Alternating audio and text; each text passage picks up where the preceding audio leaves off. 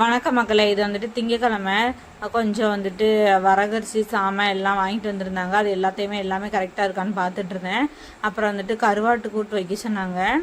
கஞ்சி இருந்துச்சு, அதோட கருவாட்டு எல்லாத்தையுமே மண்சட்டியில் நல்லா உரசினா அந்த மண் எல்லாமே வந்துடும். நான் எப்பயுமே மண்சட்டியில் உரசி தான் கருவாடை அலசுவோம்.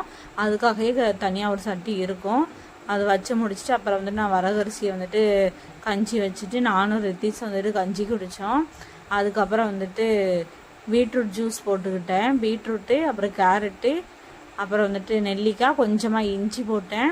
இந்த பாட்டில் ஃபுல்லாகவே இருந்துச்சு, குடித்தோம். அப்புறம் வந்துட்டு மாவு பிணைஞ்சிட்டு இருந்தேன். எங்கள் அண்ணன் பையன் வந்துட்டு உட்காந்து விளாண்டுட்டு இருந்துச்சு. அதுக்கப்புறம் வந்துட்டு மாவு பிணைஞ்சி சப்பாத்தி போட்டு நானுமே சாப்பிட்டேன்.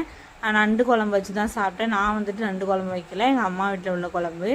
அதோட அதை வச்சு சாப்பிட்டுட்டு அப்புறம் எண்ணெய் இல்லாமல் இருந்துச்சு, எண்ணெயை எடுத்து நல்லா அடைச்சி வச்சுக்கிட்டேன்.